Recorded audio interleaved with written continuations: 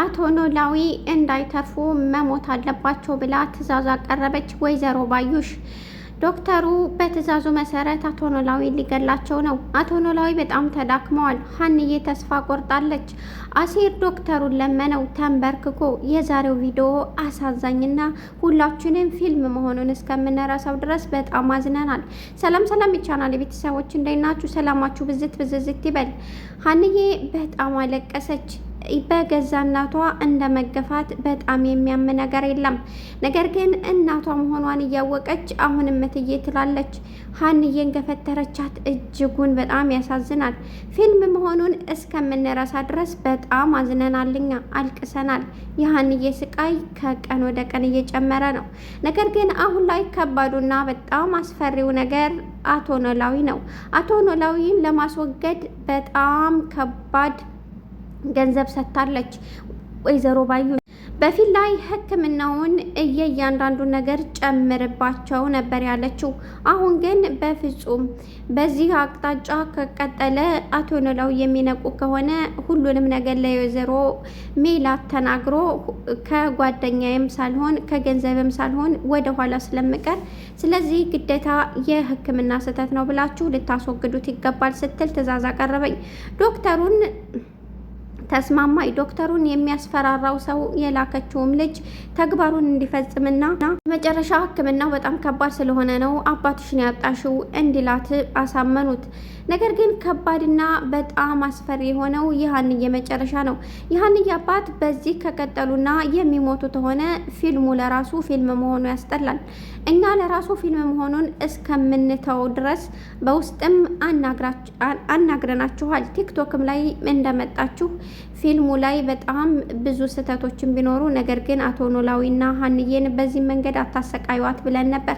ቲክቶክ ላይ በነገራችን ላይ ይመጣሉ እነ ሀንዬም እንዲሁም አሲር ተሰቅለው ውይይት አለ ቲክቶክ ላይ በጣም ብዙ እና ሙዶችዬ አሁን ላይ አቶ ኖላዊ በጣም ተዳክመዋል። ምክንያቱም የሚሰጣቸው መርፌ በጣም ከባድ ስለሆነ፣ ስለዚህ ወይዘሮ ባዩሽ በዚሁ እንዳይነቁ መድኃኒቱን አስወግድ ስትል ለዶክተሩ ነገረችው። ዶክተሩ በሰዓቱ አልተስማማም ነበር። በፍጹም ይሄንን ላደርግ አልችልም ብሎ ነበር። ነገር ግን አስፈራራችው። በሌላ ሰው ልካ እንዳስፈራራ አደረገች። በዚህ ልክ የምትሄድ ጨካኝና አረመኔ ናት። በዛ ላይ ወይዘሮ ሜላት ያደረገችው ድርጊት በጣም ከባድ ነው። ምክንያቱም ሀና ማለት በጣም ብዙ ነገር መስዋዕት የከፈለችላት ብዙ ነገር ያደረገችላት ታማኝና ምርጥ ሴት ምርጥ ሰራተኛ ናት። ነገ ልጇ እንደሆነች ስታቅ ምን እንደሚወጣት ማየት ሁላችንም ጓጉተናል። ሁሉም ተመልካች ጓጉቷል። ምክንያቱም በዛ ልክ በገንዘቧ አባቷ ከሞተና ሀንዬ አንድ ነገር ሆኖ አባቷ ከሞተ ሕክምናውን ሳታስጀምር በፍጹም እናት ብላ እንደማትቀበላት ሁላችንም ማወቅ አለብን። ይሄ ነው የሁላችንም ትልቁ በሽታ የሆነብን። ምክንያቱም ሀንዬ አባቷ ከሞቱ ቤተሰብ ብላ በፍጹም ወይዘሮ ሜላትን እናቴ ብላ ልትቀበላት አትችልም። ለአባቷ ሕክምና 200 ሺህ ብር እየነፈገቻት ከምንምና ከማንም በላይ የምትወደውንና ያሳደጋትን አባቷን አታ ከእሷ ጋር ልትኖር እንደማትችል ሁላችንም ግልጽ በሆነ መንገድ ኮመንት ላይ ያስቀምጠናል፣ እንዲሁም ደውለን ተናግረናል። በነገራችን ላይ ወደ ሰላምዬና ምላሴ ሲመጣ በጣም ትክክለኛ ውሳኔን የወሰኑት እሱም ከሀንዬ ጎን መሆናቸው። ሀንዬን በጣም ደግፈዋታል። ከምንምና ከማንም በላይ ከጎኗ ሆነዋል። አሁን ላይ የመጨረሻ ውሳኔ የወሰኑት ገንዘብ መስረቅ አለብን፣ ሰርቀንም ቢሆን ማሳከም አለብን ብለዋል።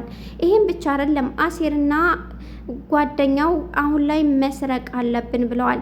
አሁን የጓደኛው 200 ሺህ ብር እፈልጋለሁ፣ በቶሎ ማታመጣ ከሆነ ልገልህ እችላለሁ፣ እነዛን ከጎን ሆኖ ፎቶ የወሰዱትን ሰዎች በቶሎ አምጥተህ 200 ሺህ ብር ልትሰጠኝ ይገባል ብሎ አስፈራርቶታል። 200 ሺህ ብሩን ይሰጡት ይሆን ወይስ ተምቹን መልሰው እስር ቤት ይከቱት ይሆን? ምክንያቱም ወይዘሮ ባዩሽ አደገኛ ሰው ከመሆኗ በላይ በጣም ብዙ በዙሪያዋ ያዘጋጀችው ሰዎች አሉ። ለመደብደብ ዝግጁ የሆኑ እንዲሁም ለመግደል ዝግጁ የሆኑ ናቸው። ስለዚህ ተምቹን ታስገድለው ይሆን ወይስ ገንዘቡን ሰጥታ ሁለተኛ ከዚህ ምላሱን እንዲዘጋ ታደርግ ይሆን? ይሄ ከባድ ውሳኔ ነው። ምክንያቱም ወይዘሮ ሜላት አሁን ላይ 200 ሺህ ብር ልትሰጣት አትችልም ለእርግብ። ምክንያቱም ወይዘሮ ባዩሽ ከእርግብ ተቀብላ ነው ለሌላ ሰው የምትሰጠው። ስለዚህ ወይዘሮ ሜላት 200 ሺህ ብር ስትጠይቃት ምን ያህል እንደምታንገራግር ምንም ጥርጣሬ የለንም። ለዚህ ነው አሁን ላይ ተምቹን አስፈራርተው ወይ ሊገሉት ይሞክራሉ ወይም አንድ ነገር ወይም ይገሉታል፣ አለበለዚያ እስር ቤት በድብቅ አድርገው እንዳስገቡት ያደርጋሉ። ምክንያቱም ስልኩን ተቀምቷል። ልጁ የአስፈራራው ልጅ ስልኩን ተቀምጧል። ስለዚህ በአጭር መንገድ እሱን ለማስጠለፍና ለማስገደል ወይም እንዳይድን አባትም ሆነ ተምቹ እስር ቤት እንዲከተት ወይም ተምቹ እንዲገደል ማድረጓ የማይቀር ነው። ወይዘሮ ባዩሽ አደገኛ ሰው ናት። ምንም ከማድረግ ወደኋላ የሚያግዳት አንድም ነገር የለም። በጣም ያሳዝናል። አሲር ወደዛ ወደ እንጀራ አባቱ ጋር ስለታመመ እዛ ሄዶ ገንዘብ መቀበል እንዳለበት ከራሱ ጋር መከረ። ምክንያቱም የእንጀራ አባቱ በጣም ብዙ ገንዘብና የቤተሰቦቹን ቤት በጣም ብዙ ነገር የያዘ ስለሆነ ያ ከዛ ለመቀበል ከራሱ ጋር መከረ። ተምቹ ደግሞ አዲስ ውሳኔ ወስኖ ነበረ ገንዘብ 200 ሺህ ብር እንድታመጣ ያሉት። ሌላ ውሳኔ ደግሞ መስረቅ እንዳለባቸው እየሞቱ ማየት የለብንም፣ ስለዚህ መስረቅ አለብን ሲለው ተምቹ አሲር በፍጹም ነበር ያለው። እኔ ያሳዘነኝ ነገር የሀንዬ ስቃይ ነው። ዶክተሩ ምን ያህል አጭበርባሪና ሌባ መሆኑን በጣም የሚታወቅበት ነው።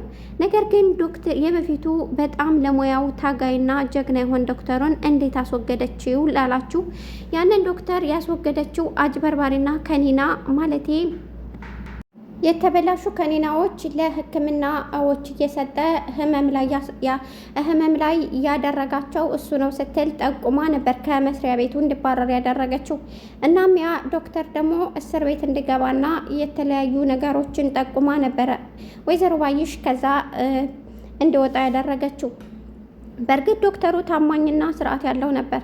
ነገር ግን ይህን ዶክተር ለማስገባት ስትል ይሄንን መንገድ ነበር የተጠቀመችው። ሀንዬ አሁን ላይ በጣም ተስፋ ቆርጣለች። አባቷን በጣም ደክሟታል። ከየት ገንዘቡን እንደምታመጣ ግራ ገብቷታል። ነገር ግን አንድ ነገር ብቻ አለ፣ የኔ አባት ትቶኛ ሄደን ብላ ታምናለች። ከኋላ የሚሰራባትን ነገር ወደ ኋላና ወደፊት ትንሽ ተመልክታ ብታይና እንዴት መድኃኒቱ ሌላ ሰው እንደጨመረበት እንዴት እንደሆነ ከዶክተሩ ጋር የሆነ ግንኙነት እንዳለው አልተመለከተችም። እንደኔ ብትመለከት ኖሮ እውነቱን ታውቅ ነበር። ሀንዬ ግን የዋህና ሚስኪን ስለሆነች ወደ ኋላና ወደፊት አላየችም። በፍጹምም ጥርጥር የላትም። ትንሽ እንኳ መጠራጠር ነበረባት። ከተጠራጠረችና ከደረሰችበት ዶክተሩን ከእንደዚህ አይነት ተግባር እንዳቆምና ታረገው ነበር።